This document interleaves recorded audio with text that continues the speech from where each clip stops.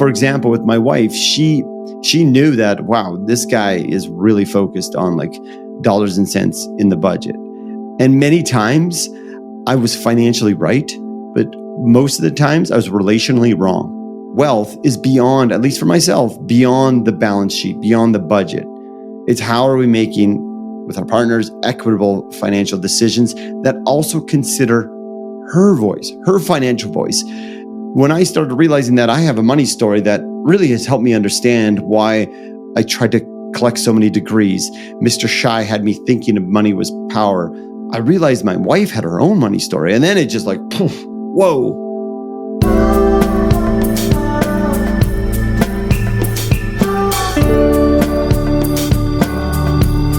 Welcome everyone to the It's Never About Money podcast. Today we have a special guest, Shaun Maslyk, a certified financial planner and a certified financial behaviour specialist, which is a little different. Shaun integrates psychology, positive psychology and coaching psychology theories to awaken our money stories and help people flourish beyond their finances. And Shaun has studied and is still researching a lot about the relationship between money, behavioural change, psychology and human flourishing at the University of East London. And Shaun is also the host of the Most Hated F Word podcast, which, you know, they talk about our podcast name being pretty good. I think that's a damn good one, where he interviews practitioners, academics, artists and creators on what it means to have a happy, healthy and thriving relationship with money. At the core of Shaun's approach lies a profound curiosity in understanding the deep connection between money, human behavior, and well-being. I'm really keen, Shaun. I have been to have you on. I'm particularly interested on exploring how our financial behaviors, thoughts, and beliefs really impact our overall well-being, and that's really what the It's Never About Money podcast is all about.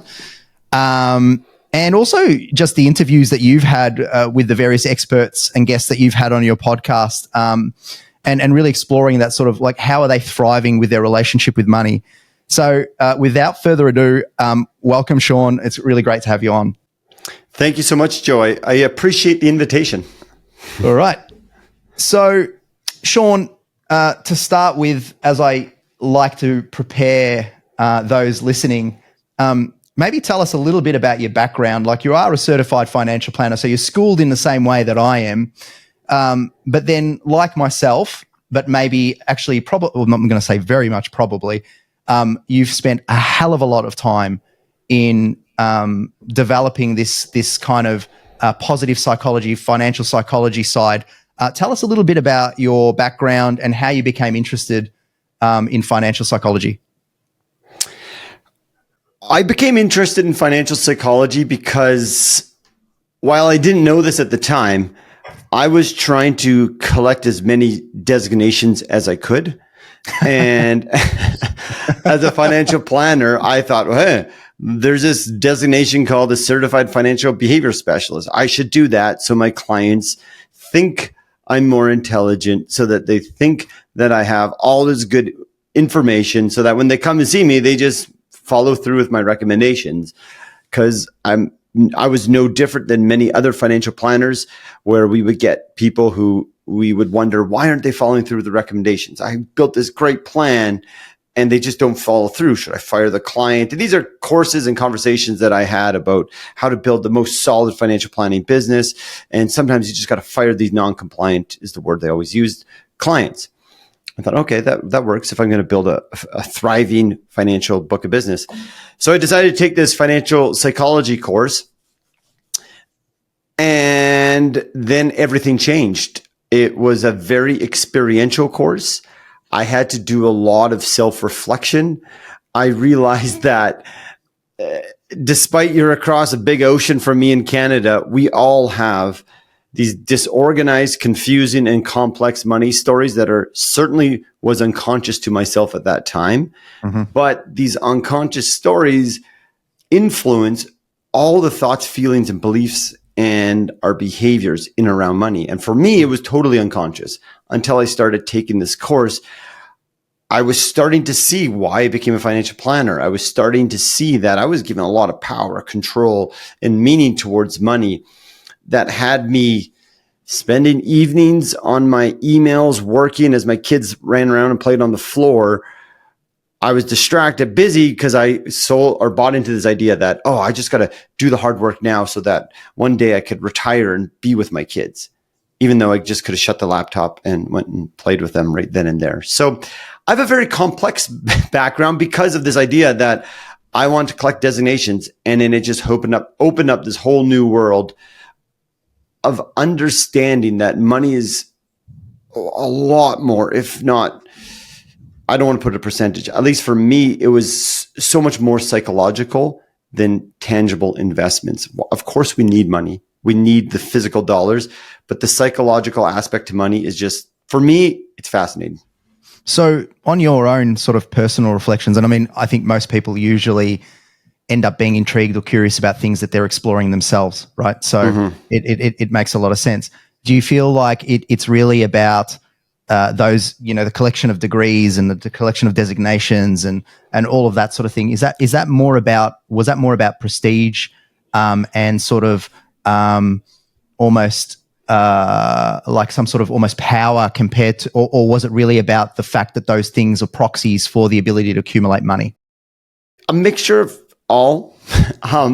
What I started to realize is just the significance our childhood memories, experiences, we call them financial flashpoints, these highly emotional events that happened when we were a child. Maybe it's a memory our parents did or did not do around money, but how much those really started to affect me. And as I started to uncover the layers of my complex story, it really started, and I'm going to answer where the collection came from, but it really started from the notion that I was a super shy kid growing up. Very, very, very shy. And a shy kid feels like their voice doesn't matter. A shy kid feels like people don't notice them. A shy kid is apprehensive to say things in public. And so this narrative really snowballed over the years, and it really silenced me. I recall many times, even in university, doing group presentations, and I would mumble the entire thing because I didn't want to talk. But then after university, I graduated and I got a pretty good job. And even before that, I started getting little odd jobs and making money. And people gave me these reinforcements of like, oh, good job, Shaun. You're making good money at like 15 years old. Oh, good job. And they started noticing me. And unconscious to me, I started attributing making money with being seen. Again, something a shy kid doesn't really feel is that they've been seen. That's why we feel like we can't talk, that people don't value us. And then after university, I got a pretty good job, and I realized, and I didn't realize at the time, but I was really attaching money was my ticket to be seen, to be valued, and be heard. And the pursuit of money began for me. And over the years, I collected designations because of this idea that if I made more money, Mr. Shy, I call him my inner money critic. I think we all have an inner money critic adopted by the inner critic philosophy or ideas from psychology. But over time, Mr. Shy, he wanted more degrees. He wanted more clients. He wanted a bigger office with more staff so that he could be validated. But as I started unpacking and understanding the field of financial psychology, I realized that our inner critics or our inner money critics are this childhood voice of an unmet need that we had. And I was letting him run the show, even though I was like a 35-year-old man at the time.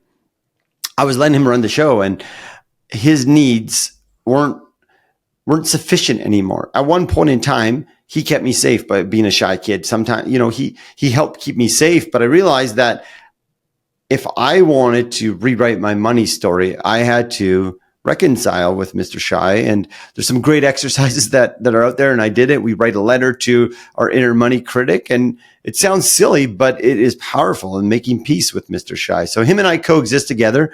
But to your point earlier, the designations were really this point of, hey, the more designations I get, the more promotions or the more clients I get, the more accolades I get, which was providing me with this external, what I felt validation that my sense of worth was being met. And it was just a negative spiral that I was totally unconscious. I thought I had it all figured out. But how does it, at some level, you know, if you're constantly getting the validation, the external validation, you're getting the ego pumped up by increasing your wealth, increasing the amount of, designations you have, at some level, wouldn't that not pacify you? What caused you to go, actually, that's not it. That's not actually making me any happier. And for, maybe I still feel like I'm voraciously chasing more and more and more. Like, where does it, good point. It was from an internal lack of that the motivation was. It was a lack of. And when I want to find my worth based out of a lack of, as opposed to, you know what? No. I intrinsically am motivated to grow my business. All the same things can happen, but it depends where the motivation comes from. My motivation was I wasn't good enough. And if only I got to this income level and only if I saved this much of my money, then I'd be happy. But psychology has told us that the hedonic treadmill or hedonic adaptation, we adapt to those higher circumstances and we go back to our set point level of happiness. Yep. And for me, it was just an exploration of like, that's where the motivation's coming from. And I'm still motivated, except the why is much different. The why I'm motivated is much different. Before, it was this unconscious money story that just like had me very scarcity mindset. And like, for example, with my wife, she knew that, wow, this guy is really focused on like dollars and cents in the budget. And many times I was financially right, but most of the times I was relationally wrong. And I started to see that wealth is beyond, at least for myself, beyond the balance sheet, beyond the budget. It's how are we making with our partners equitable financial decisions that also consider her voice, her financial voice. When I started realizing that I have a money story that really has helped me understand why I tried to collect so many degrees. Mr. Shy had me thinking of money was power, the ability to be seen and valued. I realized my wife had her own money story. And then it just like, poof, whoa, this is wild. So she's not technically wrong for wanting to, I'm just making things up right now, spend that money.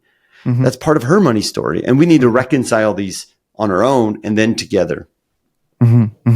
So, that makes a lot of sense. So, in a way, maybe the reasons for why you went down the path of that education were maybe not quite right, but at the end of the day, it caused you to, ironically, to understand why it's not right and what to do about it. Right. So that's a really cool thing. And so I think it led to you actually, again, ironically, it's led to you going in and delving in even deeper into more designations and more education, but maybe for the right reasons. So I really want to talk about what research you've actually been doing, because I think when I was talking to you before, what I said seemed to be clear about the themes of It's Never About Money and what we stand for and what we've learnt through having so many conversations with people,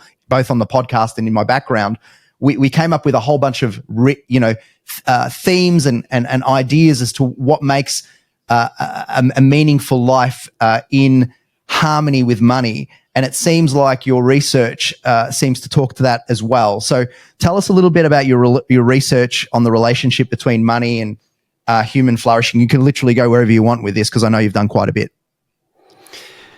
Yeah, and thank you.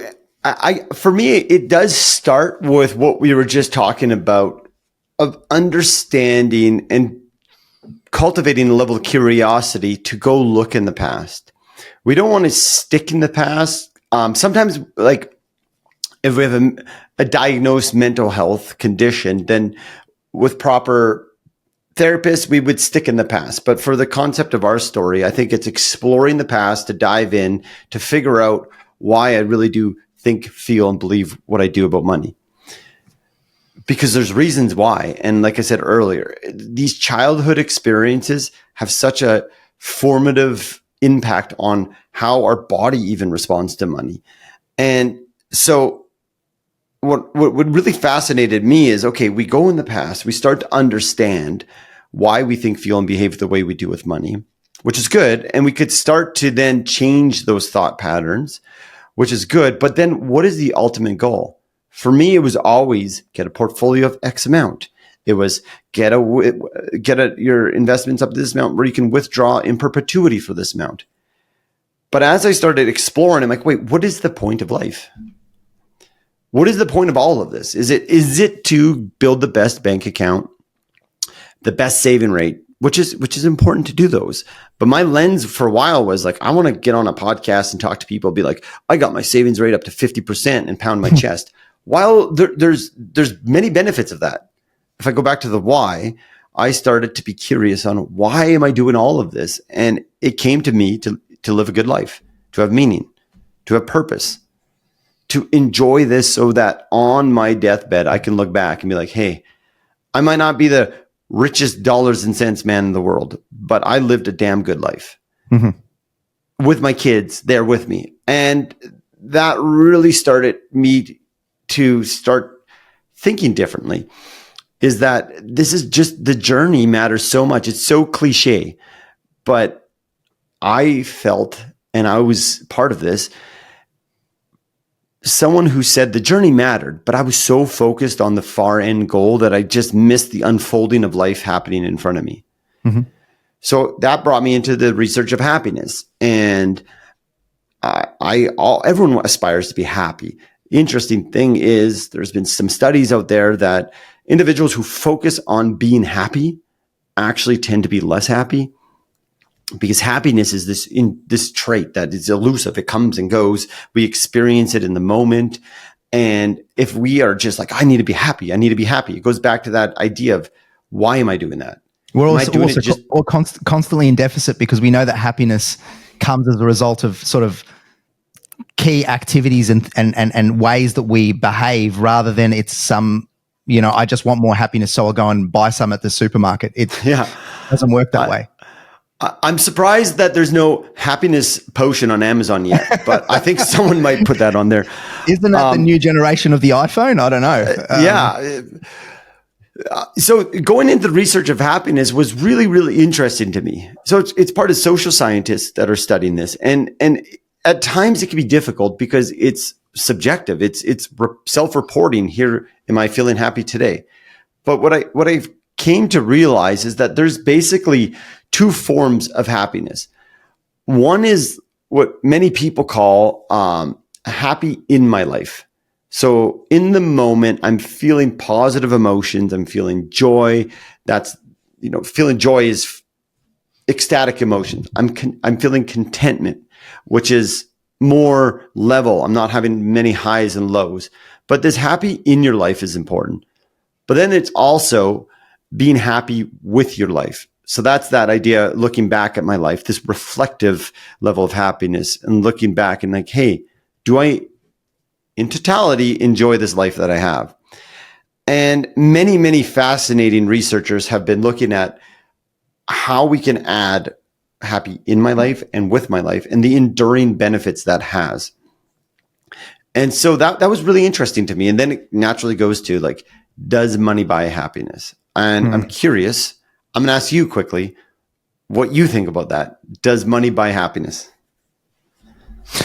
No, I don't think it per se buys happiness. I think, though, that there is an element of, in the stack of things that need to be focused on. One of them is being able to be financially literate in order to be financially secure to an extent, to allow us to move up the rung of Maslow's hierarchy of needs, so that we don't feel psychological, physical, health-related type discomforts, which can really make a person quite unhappy. So once we get up to a certain level of financial security, I don't think any additional capital or accumulation necessarily impacts our happiness all that much. So yes, financial security is important. And even a step back from that, financial literacy, and I talk about financial literacy, and we'll get to that as well, because financial literacy to me is not just about understanding the technical aspects of where to invest, but it's also understanding the choices that we do have and when too much money is getting in the way of actually living a satisfactory life? So to answer your question in summary, no. Sorry, my podcasting hat came on and I just threw a question at you, but I like your answer. It demonstrates the complex nature of this, like how the way you came to your conclusion of no is indicative though of it is this complex idea. Does money buy happiness? Because we probably have known people where they're what we feel proof like, oh, this person's miserable and they have millions and millions of dollars, or this person's super happy and they have millions of dollars, or this person's happy and they don't have much money. Yep. And so it's very nuanced. And the research in and around money and happiness has actually been around for like 30, 40 years. And it started off with Easterlin. He came up with this theory that from nation to nation, we can have a big difference of a level of happiness. And a lot of that comes down to some nations have more money just inherently. So that buys us some safety, security, going back to your Maslow's hierarchy. So we know, and many researchers will say that money can avoid us from misery. It can avoid us from financial distress. So it can buy our way to some happiness when we're experiencing emotional and financial distress. But also Easterlin called it the paradoxes, because he didn't say an amount at this point, but we started to notice within nations, it started to have a diminishing effect. And that gets to social comparison, this level of adaptation. So the more we make, we adapt to our basic set point. So that was a formative piece of research. And then over the years, many people started doing research. Daniel Kahneman did a famous study in 2010, which talked about the $75,000 level of happiness. Which I think has increased since then, but yes. Yeah, it can increase since then. The idea was similar in the sense of you make your basic needs are met. After that, there's not much correlation. Technology in research went on. And in 2022, a notable paper came out with Dr. Michael Killingsworth said, no, there's a direct link. And we can put the paper in the show notes if you want for the direct numbers, but it was upward high 100,000s. And he said that, no, there's a link. These people in my study that had smartphones and they were getting real-time pings to say, are you happy right now? Or how are you feeling? How are you feeling? And his research showed that people who cross Kahneman's threshold inflated for proper income in that given year, I think the research was done in 2021. But he said, no, that paper got it wrong, essentially. So then him and Kahneman did a adversarial study, what they call it, and they combined together and did a new study. And basically what it came down to say is that people who had a more negative propensity to life, less happy baseline, there was a set point for happiness and money. So money got them to a certain point and then it leveled off. People who have more of an orientation to a positive outlook, happier baseline, they saw less of a flattening. Which then brings us to this conversation, though, which I think is interesting, is you've talked about some of the things that you're doing about this PERMA model. And that's what the research got me really interested in is, wait, do happier people make better money decisions as opposed to does money make people happier? I'll pause there because I said a mouthful. Absolutely. So what you're effectively saying is that the mindset of a person, whether they are more positively inclined or more negatively inclined, can inform how the accumulation of money can make them feel. Yes, with a caveat is this stuff is so nuanced and each researcher can look at it a different way and each study can be pointed out for maybe the way they did it wasn't proper. But yes, in totality, when we look at living a good life, when we look at research or evidence that people what created a good life, there is more than money. There's a lot more than money. And there are a lot of well-being principles that I think, and many, many others who are way more intelligent than me, are suggesting that focusing on the subjective matter of money, so this is a relationship with money or happiness, really, really can help, because happier people actually end up making more money. And there's really good papers on that. Happier people end up saving more. I interviewed an individual that his paper demonstrated that just happier people, by giving them exposure to being outside in sunlight, saved more.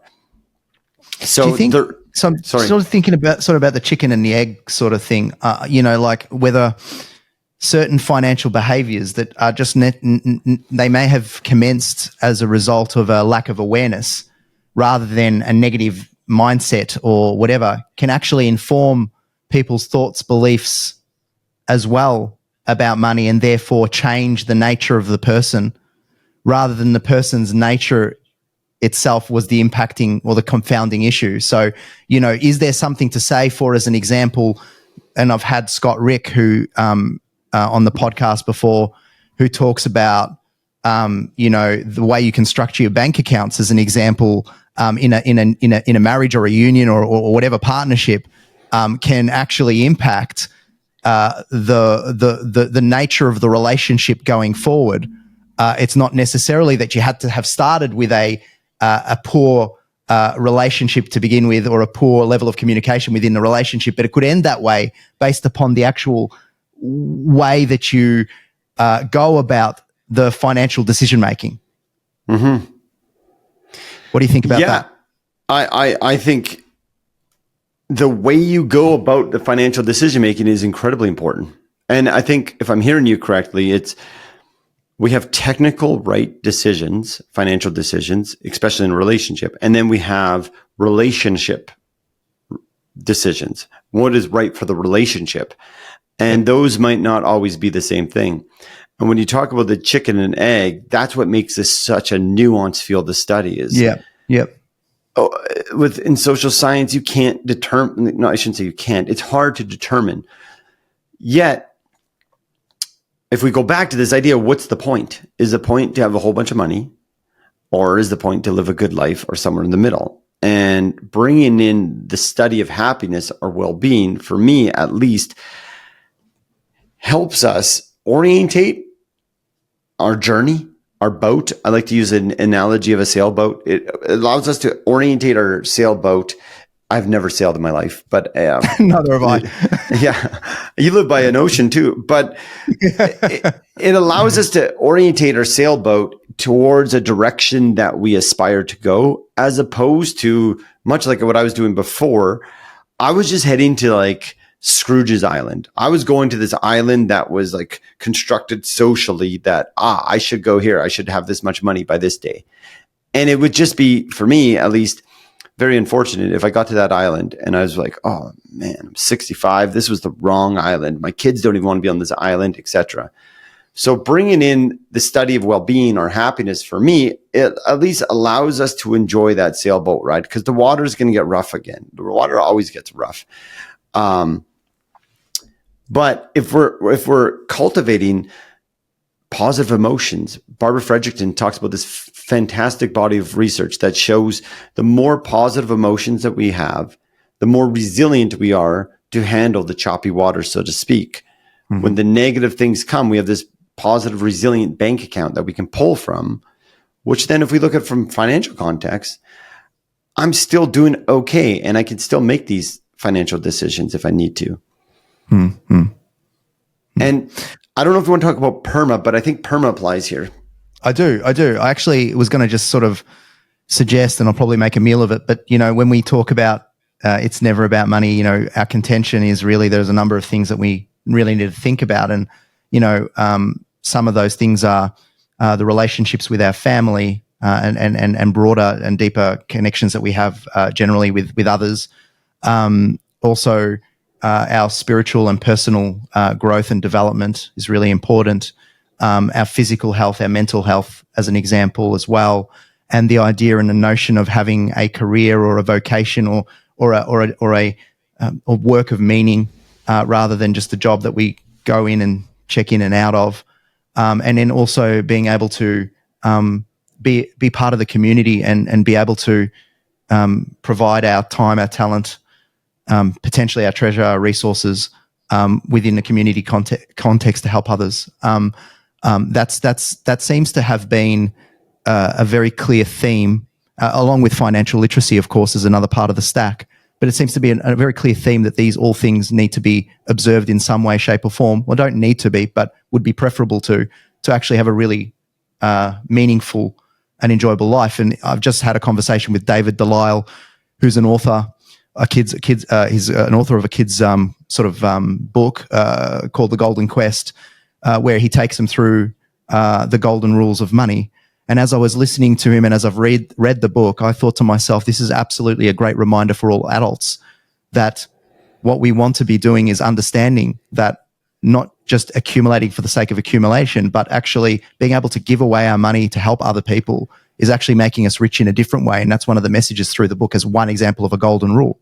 So it seems to be that what I've observed anecdotally, what I'm hearing from the research, what I'm listening to from all the guests that I have on, in talking to my clients, and then looking at kids' books that are being created by financial literacy specialists, it all seems to be talking to that same those same factors, right? So when I heard you talk about the PERMA model, it piqued my interest because any other research that validates that idea is validating. So could you perhaps go through the PERMA model for us and tell us what it talks about?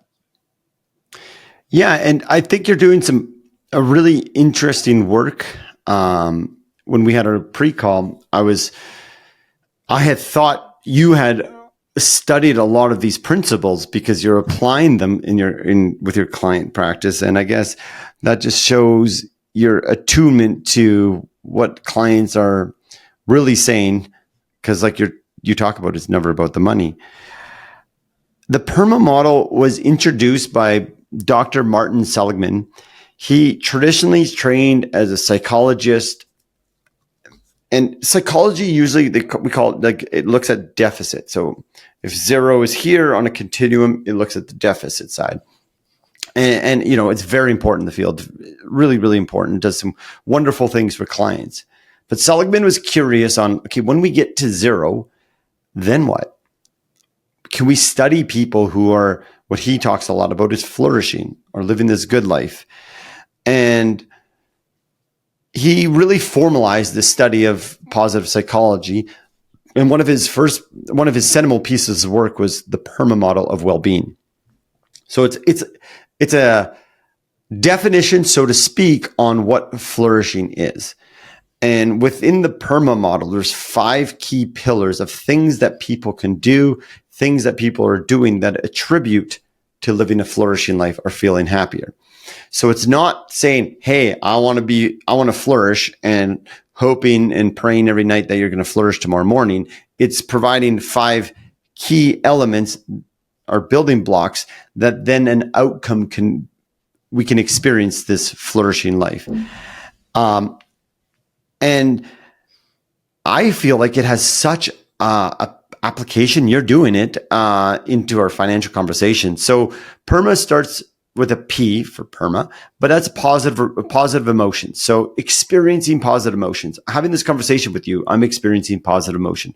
Going to pick up my kids right after this, I'm going to experience positive emotions. Being outside. So it goes back to Barbara Fredrickson's research that positive emotions matter. They help us make better decisions. We feel better. We see things in a better way.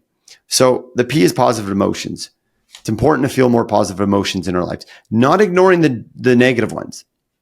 This is not positive talk or toxic positivity or positive Pollyanna, people call it. Positive psychology acknowledges life has hard decisions or emotions, and that's part of being human. The more positive emotions we feel, the more we can handle those negative ones. And a simple exercise, everyone listening should just, after this, go walk outside, if you're in Australia, I'm sure it's a lot nicer than it is in Canada right now. Although it's pretty Melbourne. nice. We're in Melbourne here. It's been up and down like a yo-yo, but today's a good day, so do it. But if you just walk outside and really look, it's fall here, so the trees are turning, or the leaves are turning yellow. It's beautiful. But you can walk outside and it feels murky and like summer's over, and it could feel a little drab. But the other day I was just walking outside and I started looking at the leaves, and my walk to pick up my kids, it was like, this sounds like I'm full of it and I'm just saying this thing, but it was a little bit magical because like the sun was just going down, the leaves were golden, like actually golden. And I started thinking, like, trees are crazy. If I was a tree, I would never live in Canada. Like, they spend all winter frozen dead. Then in the spring, they grow for like 4 months, and then they just fall off again. It seems like a funny cycle. But anyways, I was just thinking trees are really cool. So but I think what I'm hearing here is, and I think this is very important, because you could walk outside and you could feel none of that.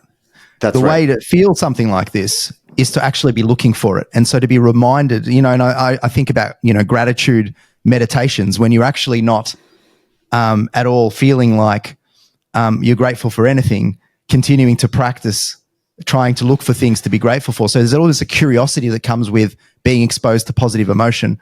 You can't just walk outside and expect it to just come. You actually have to look for it. Mm-hmm. And very, very true. So take a walk and check out the leaves wherever you are. The E in PERMA stands for engagement. Engagement is like engaging in conversations like we're doing, engaging in our work. There's many people have heard of flow. So flows when we're so ingrained emotionally and mentally in an activity that the time passes by. Engaging in meaningful activities is important for our well-being because we feel significant. We feel like the work we're doing matters. So the more we can cultivate engagement, whether it's in our work, whether it's at home life, according to Dr. Seligman, the more we start to increase our well-being. R is something that you talk a lot about, is relationships. So these connections, it's hard, you'd be hard pressed to find a psychological paper that looks at well-being that doesn't come to a conclusion that social relationships matter. Additionally, you talked about giving away. I forget exactly how you phrased it, but there's a big body of research by Dr. Liz Dunn. She wrote a book called Happy Money. And one of her keys, one of her principles of how do we create happy money is giving some of it away. So sharing our money in any sort of amount, it doesn't have to be a lot, but this idea that we're contributing to the greater good, we're contributing to our society, to the people that we care about, really helps boost our well-being. Sticking with relationships though, relationships really matter. We evolved hundreds of thousands of years ago in tribes that we survived only on relationships. And our evolution has not kept up to the amount of technology that really tries to isolate us. And we've all heard of there's a loneliness epidemic happening. These social relationships are so important. So relationships do matter in creating this good life, this flourishing life. Then in the PERMA model, M is meaning. You mentioned meaning. Finding meaning is really important because it creates significance. Back to my Mr. Shy, I wasn't finding meaning in my work. I was finding meaning by the stories or the accolades that other people gave to me. When I say stories, the stories I created other people are saying about me when they gave me accolades. I wasn't really finding meaning in the work I'm doing. And I really like the research on meaning because a lot of it is talking about bringing meaning to work. Not that we have to quit our jobs and run and find the most or the most aspiring job in the world. We can bring meaning to our work. Sometimes, it's not a good fit and you leave your job. I think this is a really good point. We've had Dan Cumberland on the podcast from the US before, and he has an organization called the Meaning Movement, and he talks about, morphing your work into, a vocation of meaning. And, we talked of whether it is about really realizing that it's not aligned, the work that you're doing, and you need to change lanes, or whether you need to change the way you think about your occupation, or whether you can accept that your work just doesn't bring about the level of meaning that you want, but that you can find it outside of that, which is I think the hardest one. I think if you can somehow have win-wins with work, that's a really, really helpful, because of course we spend so much time at work usually, right? Unless we're fortunate enough to only spend a short amount of time, and but most of us are spending a lot of time in our place of residence, our workplaces. So how do we ensure that time is spent in a meaningful way? I think is super important. Really, really important. And earlier when I talked about motivation and achievement to get these designations, and you pointed out, but you kept getting some after, and I talked about the why behind it. Yes. The same principle could be applied to here. Is like, if I'm perfect. just working to hate my job, don't like it, no meaning, that takes a toll on my entire body. But if my why changes, that like, hey, I'm doing this so I can I'm making things up here, Disneyland with my kids, so that I can spend the weekends with my kids, the evenings with my kids. I don't necessarily enjoy these tasks, but I really enjoy what it provides to me. This last example you gave is that we may not like the work, but if we can change the why or the meaning we're doing it, it can change. There's a really good TED Talk where the researcher just talks about this cleaning staff that was in Seattle Hospital in the US. And she just loved her job. And they were researching meaning in the hospital setting. And a housekeeper, when they did the narrative interviews, they began talking to her like, what do you enjoy about this job? And she just reframed it that she gets to create a safe place for the doctors to come in and to make sure people's lives are saved. And for her, that was enough to really bring a lot of meaning to her work, as opposed to maybe falling into that social comparison and be like, I'm not a doctor, I'm not saving people's lives, I'm just a cleaning staff. Where she was able to change that orientation and be like, no, that doctor can't do his work or her work without me cleaning this room. So meaning's important. Can I ask a question? If one is not, I suppose that's what I'm supposed to do on a podcast. Can I ask a question? I asked, especially yours. Yeah, I mean,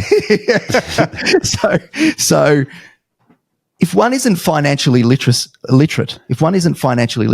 how is it that they can? Do you think it's harder to be able to find meaning if you're not financially literate? That's my question. I do. Can you explain that? Because we know that being I guess when you say financially literate, I'm going to say if they don't have enough literacy to meet the bottom rungs of safety, security, they're not paying bills, expenses are unpaid, they spend more than they take in, because that distress just takes our our thinking waves, and we enter scarcity. There's a really wonderful book called Scarcity where they look at impoverished people and poverty people. And I can't remember the amount it decreases our IQ, but it's substantial, of being in poverty or poor health. What if you're financially wealthy? What if you've got no problems with financial security, but you're financially illiterate? How does that impact meaning? In your work? Yeah, because for me thinking about it, I think that if you're not literate financially, you're not understanding opportunity cost, and often you're not understanding how much is enough. You're not linking the finances necessarily to the life aspirations, and it can create a crisis of meaning. I think not being financially literate and understanding how much is too much is actually detrimental to being able to lead a meaningful life. Yeah, I hear you. It can be. So my thinking around this would be, it depends what I'm doing. So I could be financially illiterate, and I know many people who make a fair bit of money and they're financially illiterate. They have no idea what an interest rate is. Yet they're doing really important work. They love their work, and they're letting money fall through the cracks. They probably can have more money, but they just don't really care. They're not in the scarcity mode that I talked about earlier. So they're able to embrace their meaningful work. Flip side, if we are perpetually trying to make more and more, and I have this scarcity mindset, even though I have a lot of money and I'm financially illiterate in your case, but I'm driven by more and more, I think that could be very, very difficult to start to find meaning in our work because I'm so focused on the accumulation of more. Do you think that scarcity is, there's probably like a biological or a psychological early environment sort of reason for scarcity mindset, but do you think that can actually be exacerbated by a lack of financial literacy as well? Because my thinking on that feels right to say that the one being more financially illiterate is likely to be more risk averse, likely to have more of a scarcity mindset than the other way around. I would agree. Overall, if we look at an average, I would agree with that. Yeah. So it goes to A, doesn't it? It goes to A, and my brain was going to financial coaching, where we can talk about that after in that little case study we talked about. But A is achievement. Humans, since evolutionary times, we like to achieve. We grow. We like feeling significant. And whether that's at home, and whether that's at work, Dr. Seligman really found that people who experience some levels of achievement, not stagnation, add to their overall well-being. So for me, this PERMA is this way to point our compass on the sailboat towards this island that we think we want to go to. And I think it's important. We don't know the island because I don't even know what's going to happen next year. But I'm going to sail my boat towards, I think you drive them. There's a steering wheel. I have a steering wheel in my window here or in my video. Yep. But it helps us orientate ourselves in the right direction. We will change course all the time. But it allows us to embrace that unfolding of life as it happens, as opposed to be narrow focused on that island. Part of the question we're talking about financial literacy, an undercrux to all this though, we need to have enough financial literacy and money to allow ourselves to experience these moments. Because money does, like we talked about earlier, afford us not to have financial distress. Not having enough money is incredibly stressful. Having scarcity around money is incredibly stressful. So other people have used similar models and they've sometimes included money into this well-being. Many of us in the financial world are familiar with financial well-being, which interestingly enough, leaves all of what we just talked about out of it. So I believe there's this marriage between PERMA and the traditional sense of financial well-being that is more focused on the objective nature of money, can really advance this forward. So the role of financial coaching in financial literacy, financial planning in financial literacy, how important I know obviously it can help from reducing the taxes, reducing the leakages, increasing the accumulation, all of that. But how does it actually impact, well-being? To me, financial coaching for some allow us the opportunity to experience well-being. And what I mean by that is it allows us to explore the patterns that we all have with money. We all have these patterns with money. And we rarely unpack them. We rarely go back to think about what they are. When I talk about financial coaching, it's from the lens of the psychological approaches to money and not the technical one. So financial counseling would be more like, hey, you have this much debt, you have this much income, we got to create a plan to pay this. Financial coaching is this exploration of why do I get stressed? Why do I get stressed, or why do I feel like I need to grab the bill when I'm out for dinner with people? To me, it's a really fascinating situation, is this going for dinner with people. It's a stress inducing for many people. Who pays the bill? Do I split it? Do we split it down the middle? But I only bought one drink. That person bought 5 drinks. I want to, what's that? I feel, but no. Let me buy it. Yeah. I don't want to feel cheap, or let me buy that bill. I insist it. Why does one person always buy the bill? Why does one person keep quiet? It's because we all have these relationships with money that are uniquely different to every single person. And Very true. allowing financial coaching allows us to get this understanding. I like to use the financial iceberg as an analogy. You don't have icebergs down in Australia, I bet, but they're a big hunk of ice in the ocean. And visible to the eye is like 10% of the iceberg. Underneath the water is like the whole totality of the iceberg. And our financial behaviors are like the tip of the iceberg. Financial planning focuses, for the most part, on the tip of the iceberg. Mm-hmm. Why we have problems not implementing financial recommendations from financial advisors is because underneath the waterline, where most of the iceberg lives, is where our thoughts, feelings, beliefs, and patterns around money. And financial coaching allows us to dive into that deep, dark water, explore the uncomfortable things that we might find, but then it allows us to emerge with a whole bunch of more information around ourselves that hopefully then we can make financial decisions with more peace, ease, and contentment. In other words, we can understand what's holding us back, and then by understanding what's holding us back, formulating strategies, if it is appropriate to try to move past that because it'll help us, formulating strategies to dovetail and move around those patterns that are holding us back. I suppose being aware is the first step of any intervention, right? Carl Jung said, "Until we make the unconscious conscious, it will continue to guide our lives, and we'll call it fate." Shaun, it's so interesting because literally I often say that you can create the best financial strategy in the world for a client, and you will sit there and you'll present it. And if you haven't uncovered under really understanding their values and how they feel about money, you might get some reservations on implementation, even though it's a no-brainer. Like, it is an absolute no-brainer why you would do this.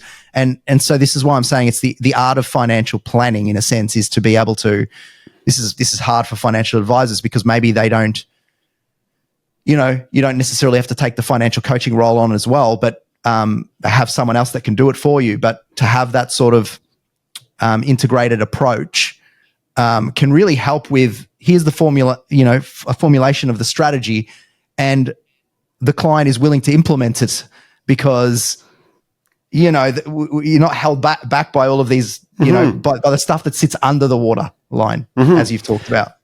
A very, very good summary. And never would I ever want to come across as financial planning is not important. It's very important. We need the technical skills. Yeah. I think we just forgot as an industry that there's a human, and humans are not financial models. We are messy creatures with emotions that we can't even self-identify sometimes. Yep. So yeah, I like your summary there. Yep. And do you think like, in the weird and wacky ways that we can actually uncover truths about how we feel about money? I know I wouldn't even call it weird, to be honest, because I'm a bit of a musician myself, but talk to us a little bit about what music integration that you've been doing in your financial coaching, which is pretty cool. So I met a guy in Hawaii at a meditation conference, which was a weird place for me to be at, but that's where I was. And he was doing a workshop about singing. Both my brothers are musicians, and I always aspired to be a musician, but I was this shy kid who loved hockey and didn't become a musician. And I went to his workshop, and he got us singing, and it was like incredibly liberating to sing in front of people. And it was good. 8 years later, I start my podcast. I'm like, that guy would be fascinating to interview about his money story. So I did. And at the end of the conversation, he picks his guitar up and sings a summary song about our conversation on the spot. And it was like magnificent. And so him and I started working together. I was in the process of really diving into my money story, my relationship with money, which I think is in part of our money story. And we used music to articulate my money journey and my relationship with money. And we wrote 6 songs that we produced, and he knew some connections in LA. My brother's a musician. He produced some as well. And so we've got 6 songs that we produced on an album called Change Making Money. And it was incredibly interesting to see how much my body like viscerally reacted to those songs. And it got me thinking about like those nostalgic songs that we hear as a kid and now we hear them now. It just takes us back to that moment. And I started thinking like, wait, if we're doing money coaching, like people are really getting exposed in these conversations, really diving into that deep, dark water we talked about. But what happens is we go back to life and the busyness of life. That behavior change is hard because life happens after, we have these sessions and then life happens. And I thought, what about if we start making songs about this experience that encapsulates the emotional experience, and we package up and send it to the client. And so we've made about 80 of them now for clients, and it's fantastic. It's like tears will happen when songs are being played. I get emails all the time with like, Shaun, this song is still like on my Spotify playlist, etc. It's like an evolved form of journaling, right? It's like an evolved form of journaling. Really. It is. But the interesting thing is the client is not doing the song, which I started to notice was important. Is someone is hearing things often in a way that we would not retell it ourselves, but it resonates. And so, yeah, we've created the financial anthems, we call them, and we've done a great here I am talking about my great presentation, but I think it's great because we're integrating live music in presentations where people go through the relationship with their money and their money story, and then we co-create a song, and then it ends with people singing a song, and it's amazing because obviously we know that a song can really kind of become entrenched in our minds, and so if we're really wanting to remember the pattern and the money story and what we've previously been telling ourselves and perhaps what we want to be telling ourselves going forward, using music as a way of being able to entrench that notion or narrative or pattern in our mind while we're at the supermarket, potentially doing the same thing that we've always done, while we're going and buying some designer handbag as an example that we're like impulsive buying, I think that's a pretty unique way of doing it. You could do it in I think in painting, even if you were to paint something that represented what you were trying to move past, and having that on your wall, looking at it every day, that could be another way of doing it. But that idea of having it center point is really interesting, and it's amazing actually. So I appreciate you sharing that. I just think while we're rounding out the episode, I really like to think about, this has been great, by the way. I've really enjoyed it. Obviously, I'm super curious about the subject content, and I knew I would be, and I knew we'd have a great conversation. But I mean, we've got this chock full of stuff. But what I want to do is maybe just narrow it down and condense it, and just talk about tips. What do we take from this episode? What are we doing? If those out there who are struggling with financial decision making, as an example, not sure how to make decisions on their finances, or perhaps they're struggling with meaning, which is the other side. There might even be, they might be actually quite okay financially, but they're just struggling with meaning. What are the tips that we can help those listening out with? I would start with cultivating this level of curiosity that we all have this money story. We all have this relationship with money that creates our money story. And it's not a relationship that we can divorce, run away from. It's with us for life. And this is rooted in science. This is rooted in academic research that our thoughts, feelings, and beliefs are influenced by our childhood experiences, memories, etc. Having that curiosity to dip in, explore that is incredibly powerful because it creates this level of awareness for me to understand why I'm doing the things I'm doing, which then gives me the ability to take a bit of agency, self-agency, to start to make changes that I want. That'd be my first tip, is to just explore what, if you listed out your top 10 childhood memories from 5 till 20. If you can do more than that, it's wonderful, because one memory alone, it's just isolation. But if you do 10 to 20, you'll start to see patterns. Relating to money?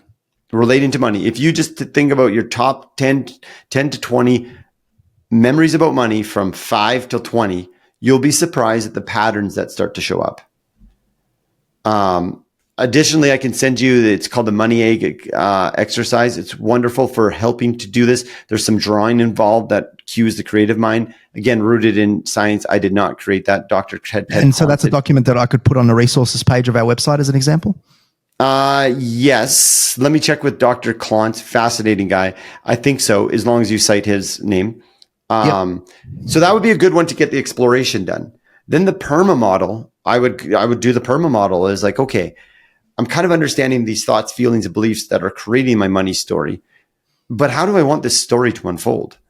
And I think walking through the PERMA model, like a self-diagnosis, am I having positive emotions in life? Et cetera, Step one is to do the money ache. Step two is to just self-identify. Am I getting enough of the PERMA model? And the third one is to do, and I can send you this one. This one is fine. It's the best possible life. If I could envision the best possible financial life where I feel complete ease, contentment with money, what does that look like? And for me, that helps, those three things help people to start this journey if they so choose. That's amazing. So with respect to your podcast and what's coming up for you, I know, you've got many different guests that you have on. And what's the agenda going forward? What keeps you up at night? What are the projects that you're working on? The podcast is a fantastic project for me. I'm about to release the 200th episode. We have about a 220 recorded.